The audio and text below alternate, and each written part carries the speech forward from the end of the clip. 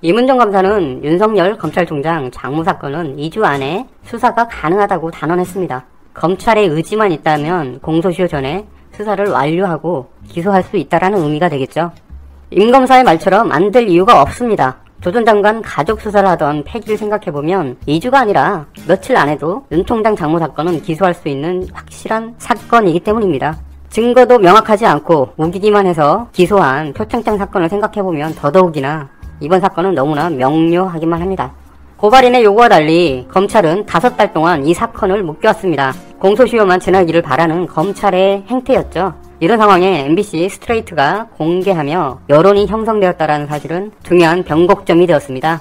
여론은 검찰을 움직이기 시작했습니다. 그들이 얼마나 성의를 다해 수사를 할 수 있을지는 알 수 없지만 최소한 5달 동안 수사도 하지 않은 채 묵혀두는 행위를 더는 할 수 없게 되었습니다.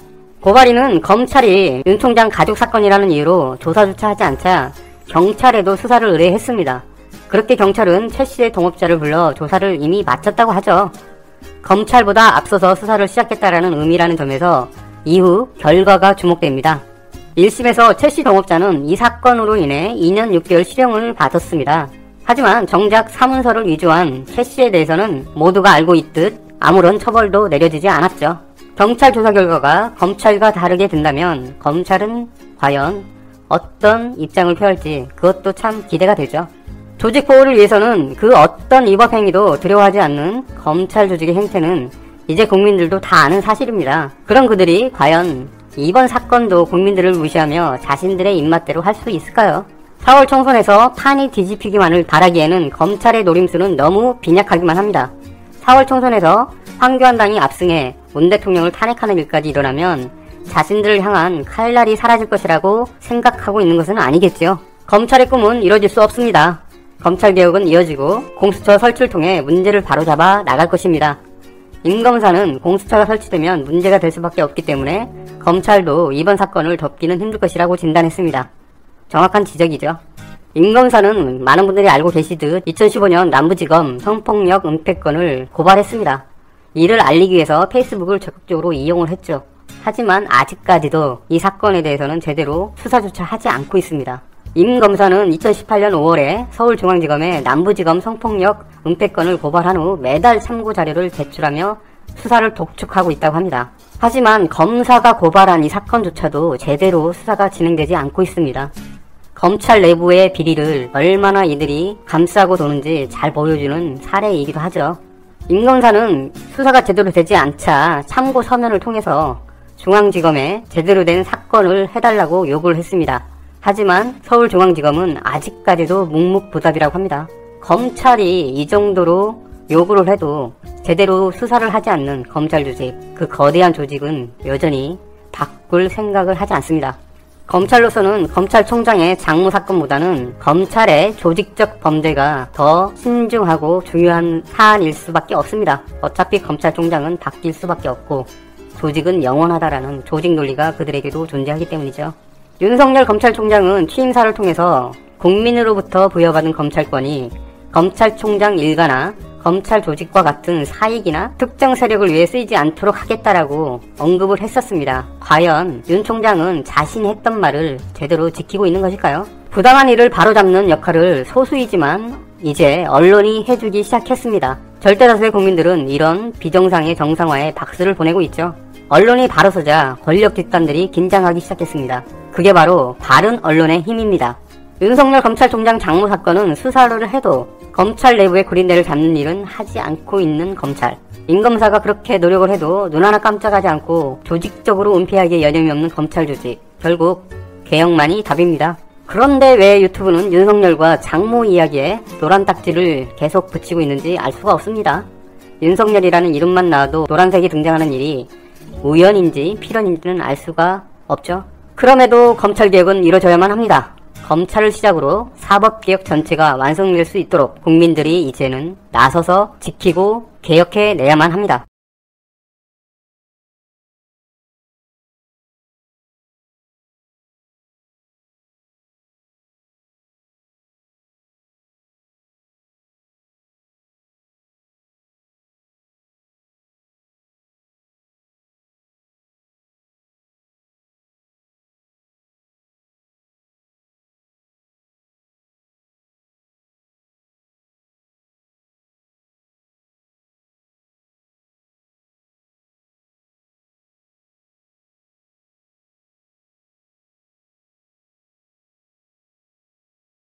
한번 있을 듯합니다. 오늘 방송은 이 검찰의 인사와 윤석열 일가의 비리 의혹, 장모 최씨, 부인 김건희는 어찌 되나 이거 살펴봐야겠죠. 김건희의 수사는 두 가지입니다. 하나는 도이치모터스의 주가 조작 사건, 두 번째는 코바나 컨텐츠의 협찬, 금품 수수 의혹입니다. 윤석열이 그랬었죠. 부부는 경제 공동체이다. 부인이 하는 일을 어떻게 남편이 모를 수 있냐. 조국 일가를 수사하면서 했던 말인데 이제 돌려줄 때가 된 것이죠. 만약 김건희가 윤석열의 부인이 아니었다고 해도 이렇게 협찬을 자발적으로 잘해줬을까요? 뭐 예술을 사랑해서 그랬다고 하면 할 말이 없는데 어쨌든 그런지 아닌지 수사를 해봐야겠죠. 첫 번째 의혹인 도이치모터스를 보겠습니다. 제보자 X의 말에 따르면 오늘 날짜를 기준으로 했을 때 약 12일 정도가 남았습니다. 이렇게 따지면 3월 6일이 공소시효 만료라고 하는데 사실 이 날짜가 정확하지 않습니다. 현재 밝혀진 주가 조작 날짜를 기준으로 했는데 사실 주가 조작을 한 번만 했을까 아니면 이후에 또 했을까 이는 모르죠. 또한 주식을 샀을 때인가 팔았을 때인가 이것도 공소시효의 쟁점이 될 듯합니다. 어쨌든 이걸 아는 사람은 현재 검찰뿐인데 검찰이 수사를 뭉개고 있죠. 정확하게 하면 압수수색과 소환조사도 모두 했기 때문에 기소를 안 하고 있다고 봐야겠죠. 도이치모터스 주가 조작 사건은 지난해 11월 반부패 2부에 배당되었습니다. 정용환 부장검사가 맡았는데 코바나 콘텐츠 협찬 사건도 이 정용환 부장검사가 지휘하고 있습니다. 수사에 착수한 지 근 4개월이 지났지만 기소 여부는 여전히 모르고 공소시효 만료는 점점 가까워지고 있습니다. 만약 이대로 공소시효가 지나면 김건희 씨는 무혐의로 끝나는 것이죠. 한편 이번 검찰 인사를 앞두고 윤석열이 정용환 부장검사의 인사를 요청했다고 하는데요. 수사 담당자를 바꿔서 공백을 노린다 이런 비판을 받았습니다. 그리고 이번 인사에서 정용환 부장검사는 유임됐습니다. 한편 지난해에 검찰은 김건희 씨에 대한 두 가지 혐의를 무혐의로 처분해줬는데요. 장모가 신한저축은행에 잔고증명서를 모두 4번에 걸쳐서 위조를 했습니다. 그러니까 이 4장의 잔고증명서가 같은 날 만들어진 게 아니라 날짜가 서로 다르기 때문에 두 건은 이미 공소시효가 지나서 종결되었지만 다른 두 건은 공소시효가 남아있었던 것이죠. 그런데 검찰은 김건희 씨가 개입하지 않았다는 주장을 받아들여 무혐의 처분했습니다. 이것은 다른 박순배 부장검사가 처리한 것입니다. 이 사람이 장모의 사건을 다루고 있습니다. 잔고 증명서의 과정을 보면 자신의 엄마가 자기 회사에 와서 자신의 재무이사와 둘이서 위조를 했다. 코바나 콘텐츠 사무실에서 위조를 했지만 정작 회사의 사장인 김건희는 몰랐다는 것이죠. 이렇게 날짜가 다르다고 하면 적어도 4번은 위조를 했다는 것인데 전혀 몰랐다는 것입니다. 그렇다면 왜 장모 최 씨는 김모 씨에게 이를 부탁했을까요? 굳이 포토샵이 아니어도 간단한 그래픽 프로그램만 있어도 위조가 가능한 일인데 장모 최 씨는 컴맹이기 때문에 위조가 매우 복잡한 과정을 거친다고 믿었던 것은 아닐까. 그래서 주변에서 믿을만한 사람을 찾고 그래픽도 다룰 줄 아는 사람 바로 김모 씨가 아닐까. 아니면 코바나 컨텐츠에서 근무를 했던 디자이너들 이 사람들이 설마 하진 않았겠죠. 여하튼 장모 최 씨는 김건희 씨와 도이치모터스 그리고 재무이사 김 씨까지 이 연결된 사람들은 믿을만하다고 판단을 했겠죠. 속된 말로 한통속이라고 하죠. 정용환 부장검사는 뭐 때문에 기소를 못할까요? 이 도이치모터스의 회장도 기소를 해야겠죠. 같이 공범인데. 그리고 주가 조작을 담당한 선수 이모씨 이 사람과 당연히 김건희 씨도 기소가 되어야겠죠. 그런데 무엇 때문에 4개월 동안 기소를 못하고 있을까요? 한마디로 간이 작은 것인지 그래서 이문정 검사를 출동시켜야겠구나 뭐 그런 생각이 들었는데 이 이야기는 잠시 후에 다시 이어가겠습니다.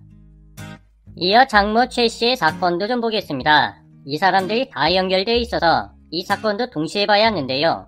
정대택, 노덕봉, 안소연 씨 이 3명이 장모 최 씨와 송사를 벌이고 있습니다. 장모 최 씨의 재판도 코로나로 인해 일시 중단되었고 3월에는 다시 재개될 것으로 보입니다. 이 3분의 사건을 오늘 짧게나마 다시 요약해보고 가겠습니다. 먼저 정택택 씨, 18년간 소송 중인데요. 당시 곡물 수입상이었던 정택택 씨는 오금 스포츠 플라자가 IMF 당시 파산을 하자 비상대책위원으로 활동하다가 장모 최 씨와 공업을 하게 됩니다. 채권을 공동구매해서 이익을 나누기로 했으나 장모가 모두 꿀벅하고 오히려 정택택 씨는 협박죄로 잡혀갔죠. 윤석열이 인사청문회에서 정택택 씨를 두고 장모를 10년 넘게 괴롭힌 사람이다, 이렇게 말했던 바로 그 사람입니다. 정택택 씨는 새로운 증거와 함께 고발을 했기 때문에 다시 재판을 하게 되겠죠. 두 번째 인물은 노덕봉 씨입니다. 노덕봉 씨는 원래 선생님이었습니다. 서울에 위치한 경일 실업고등학교에 교감을 한 이후에 구로공단의 동양청소년 중고등학교에서 교사를 했습니다. 자원봉사를 한 것이죠. 이후 노덕봉 씨는 무료 자동차 전문대학 설립비를 마련하기 위해 추모공원 사업을 추진하게 됩니다. 그러니까 여기서 돈 벌어서 학교 운영을 하자, 뭐 이런 계산이었죠. 이때 양주의 땅을 80억 원에 낙찰받습니다. 이분이 돈이 있다는 것이죠. 건설을 위해 신한저축은행, 이 은행이 오늘 계속 등장할 것입니다. 신한저축은행에서 120억 대출을 받습니다. 문제는 시공사 엔테크와 채권자인 신한저축은행 간에 다툼이 생기면서 노덕봉 씨는 자신이 소유한 지분 40%를 명의 신탁합니다. 그러니까 자신의 주식을 뺏길지도 몰라서 이를 타인에게 일단 넘겨놓고 나중에 돌려받겠다, 이런 계산이었는데요. 노덕봉 씨는 장모 최 씨에게 10%를 그리고 지인의 아들에게는 30%를 명의 신탁했습니다. 그런데 지인의 아들에게는 다시 돌려받는 것을 양도 증명서에 기명을 해놨는데 장모 최 씨와는 일을 하지 않았습니다. 그러니까 장모 최 씨를 믿고 나중에 다시 돌려주세요, 이렇게 한 것인데 사람을 잘못 본 것이죠. 이후 장모는 3억을 주면 주식을 돌려주겠다, 이렇게 약속을 했지만 오히려 약속은 지키지 않고 또 다른 김모 씨에게 주식을 양도해 소유권을 넘겼습니다. 그런데 이때 장모 최 씨와 김모 씨는 위임장을 작성했는데 이것도 위조라는 노덕봉 씨의 주장입니다. 위임장이 작성돼 2016년 10월 10일에 주식을 넘겨받은 김 씨는 캄보디아에 있었다고 합니다. 가난한 학생들을 위해서 무료 자동차 전문대학을 설립하고 싶었던 노년의 노덕봉 씨, 장모 최 씨를 만나 꿈이 무너진 것이죠. 결국 노덕봉 씨는 2020년 1월 장모 최 씨와 김 씨를 횡령 및 변호사법 위반으로 고소했습니다. 여기서 말하는 변호사법은 청탁 알선죄를 의미합니다. 안소연 씨의 사건은 재판이 진행 중입니다. 말씀드린 대로 코로나 때문에 잠시 연기가 되어 있는데 3월에는 다시 재개되고 항소심 결과도 곧바로 나올 거라 봅니다. 그리고 이 재판에는 장고 증명서도 다루고 있는데 위조를 해준 이 김씨, 오바나 컨텐츠의 김씨도 같이 재판을 받고 있습니다. 김모 씨는 자신이 그랬다고 이미 인정을 했기 때문에 이에 대한 법적 조치를 받을 듯한데요. 윤석열을 믿고, 아니 법원의 한계를 믿고 그냥 자신은 원해서 해줬다, 별거 아니라 집행유예를 노리고 있는 것으로 보입니다. 다시 안소연 씨의 사건으로 들어가면 그 유명한 성남시 고천동의 땅 사건이 나옵니다. 땅을 공동 매입한 후에 개발 호재가 나오면 팔아서 나누자, 아주 심플한 계약이었는데요.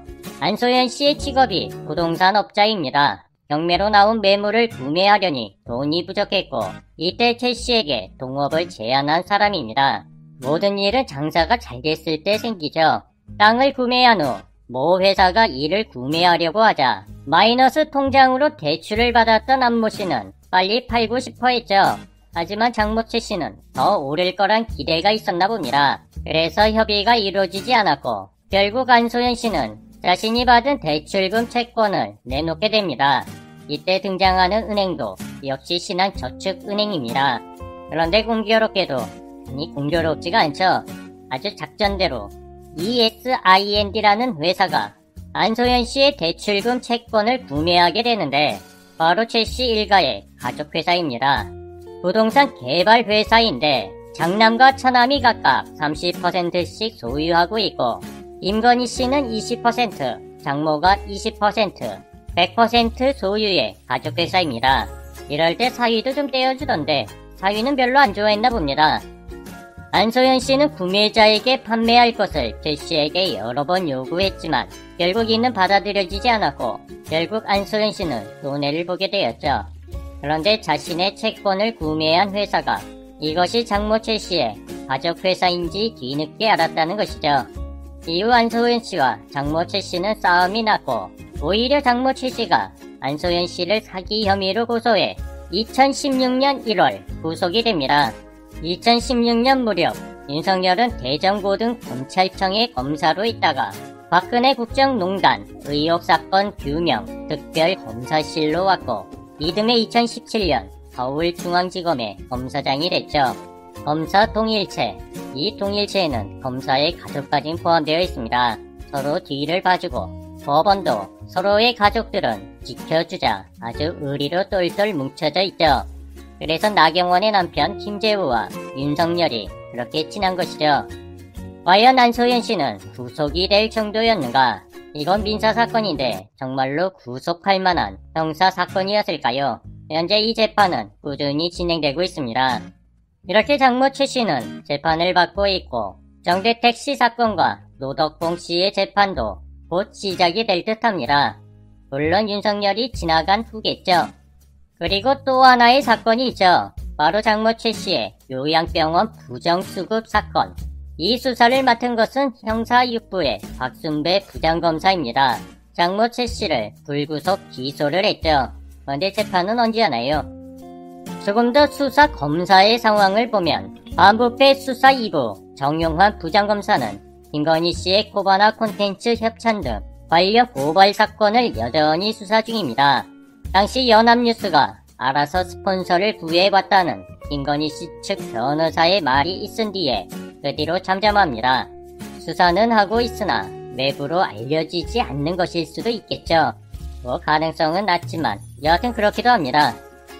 또 하나는 형사 13부의 서정민 부장검사입니다. 윤대진 검사장의 친형 뇌물수수 의혹을 수사 중인데 이것도 진척이 없죠. 한편 이것 때문에 윤대진과 윤석열이 갈라섰다는 말도 있습니다. 그냥 소문이 그런 것이지 확인된 바는 없습니다. 김건희 씨의 사건을 맡고 있는 정용환 부장검사, 심재철 감찰부장과 가까운 이성윤 라인으로 분류는 되는데 수사의 진척 상황 그리고 기소 여부를 보면 딱히 믿음직하진 않습니다. 어쨌든 검찰청장은 윤석열이고 검찰 조직이 가진 직장 폭력을 감당할 수 있는 사람인가? 이 사람도 한 명의 부장검사일 뿐이죠. 검찰이 이렇게 정의로웠다고 하면 황금 어장으로 불리지도 않았을 것이고 공수처도 생기지 않았겠죠. 검찰 조직이 이렇게 와해된 것은 바로 개혁의 기회를 문재인 대통령이 3번이나 주었음에도 윤석열은 전혀 움직이지 않았다는 것입니다. 그러므로 원망을 하고 싶다고 하면 윤석열을 해야겠죠. 자기 일가에 대한 수사는 전혀 못하게 막는 검찰청장. 이걸 보면서 검찰들은 내 식구는 보호해주는 조폭의 의리라고 감탄을 하고 있을까요? 이러니 개혁의 대상이 된 사람들이죠. 오늘의 예고입니다. 법무부에서는 부장검사에 대한 인사 이동을 했습니다. 이것으로 2월 정기 인사는 끝났다고 말씀드렸습니다. 이번 인사에서 고검, 검사급 18명의 전보가 있었는데요. 앞서 이성윤 지검장을 유임시켰죠. 윤석열은 자신에게 반기를 든 이성윤을 잘라달라고 요청했지만 박범계 장관이 이를 받아줄 이유가 없죠. 부하가 원한다고 따박따박 들어주는 장관은 없죠. 이성윤 지검장이 유임되면서 주목을 받았던 3명의 부장검사가 있었습니다. 장모 사건을 다루고 있는 박순배 부장, 김건희 사건의 정용환 부장, 그리고 한동훈 수사를 담당하는 서정민 부장검사입니다. 이들도 인사이동의 대상이었으나 모두 유임되었습니다. 반면 전보 조치된 18명 중에서 눈여겨봐야 할 사람이 있는데요. 군 사망사고 진상규명위원회에 파견가 있었던 나병훈 차장검사가 서울중앙지검으로 이번에 전보되었습니다. 이성윤 라인이죠. 또한 채널A 검언유착 사건에서 무혐의 종결을 요구한 변필건 서울중앙지검 형사 1부장도 자리를 지켰는데요. 이번에 복귀한 나병훈 차장검사를 위에 앉혀서 수사를 감독하겠다는 의도로 보입니다. 또한 반가운 얼굴이 있죠. 임은정 감찰부장이 서울중앙지검 검사 겸임을 하게 되었습니다. 감찰과 동시에 검사도 겸임하는 것인데 뭐 종종 있는 일이라고 합니다. 이로써 서울중앙지검에 나병훈 차장검사와 임은정 부장검사가 나란히 가게 된 것이죠. 한편 이른바 월성 원전을 비롯해 윤석열의 하명 수사를 하고 있는 부장검사들도 그대로 유임되었습니다. 그리고 이번 임은정 검사의 겸직은 한명숙 전 총리에 대한 수사를 맡을 거란 전망이 나오고 있습니다. 한명숙 전 총리의 사건도 공소시효가 한 달 남짓 남았죠. 우리는 매우 궁금하죠. 검사들은 왜 증언 조작을 했는가? 오래전부터 내려온 줬다고만 해라. 나머지는 우리가 알아서 한다. 한명숙 전 총리의 명예회복을 위해서라도 이 사건은 반드시 밝혀져야 하죠. 임은정 검사의 기대는 또 있습니다. 윤석열 일가에 대한 지지부진한 수사에 대해 감찰 업무도 맡는다고 하면 본격적으로 황금어장의 수확을 하게 될 듯 싶은데요. 아주 대풍일 듯 합니다. 이제 공소시효가 얼마 남지 않은 김건희의 도이치모터스 주가 조작 사건. 이거 어떻게 진행이 되나 임은정 검사가 잘 봐줘야 할 텐데요. 또한 고바나 컨텐츠의 무언한 기업들, 대가성을 바란 뇌물인지 이것도 잘 봐야겠죠. 이것은 공소시효가 아주 많이 남았습니다. 윤석열 퇴임 후에 공수처에서 다룰 수도 있겠죠. 한편 이번 인사에서 의원 면직을 한 사람이 12명입니다. 의원 면직이라고 하니 말이 어렵긴 한데 그냥 사표 썼다는 뜻입니다. 얼마 전 사표를 냈다가 거부당한 김옥준 서울중앙지검 차장의 사표가 수리되었습니다. 친이성윤계로 분류되는 사람인데 윤석열 장모 사건의 수사를 이끌고 있었죠. 그런데 이 사람이 윤석열의 징계 관련 법무부 검사징계위원회의 위원으로 지목이 되기도 했었습니다. 윤석열이 매우 싫어하는데 본인도 검찰 조직에 있는 게 매우 껄끄러웠나 봅니다. 그리고 사표 내신 11명, 이분들의 내용도 아주 재밌는데요. 따로 모아 방송을 준비하겠습니다. 직장에서 사표를 내는 가장 큰 이유는 안에서 싸워서이죠. 오늘 방송은 여기까지입니다. 김건희 씨에 대한 기소는 당연히 이루어져야 하고 도이치모터스의 회장과 이에 뒤를 봐준 친구 김